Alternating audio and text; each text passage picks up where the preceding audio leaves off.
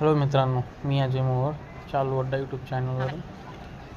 हे माझ्या घरचं बांधकाम सुरू आहे आणि काही मजूर कमी असल्यामुळे मी स्वतःच मदत करायला त्यांच्यासोबत लागलो.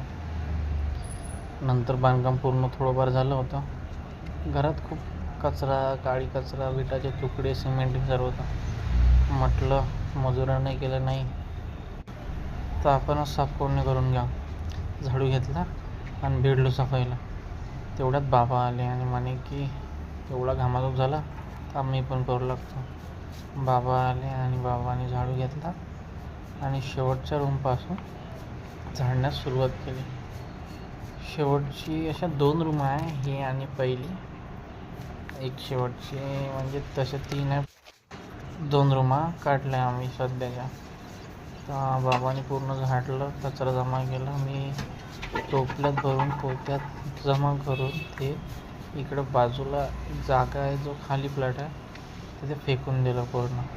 आणि नंतर आम्ही छपाईसाठी रेती जमा करून वर चढून दिली.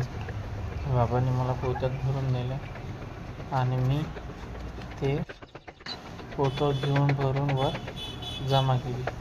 वर जमा करायला गेलो तर आई, बहिणी, दादा आणि दादाचा मुलगा मयांश हे सर्व लोक मिळून ते जे माल बनवल्यानंतर जे खाली सिमेंटचे कडक होते ते पूर्ण ठोकत होते आणि तो माल एक्स्ट्रा जो आहे तो ते सर्व घाण काढून आणि टोपल्यात जमा करून बाहेर तिकडनं फेकून. एक दिवस खूप पाणी आलं, इतकं पाणी आलं की पूर्ण घरात पाणी.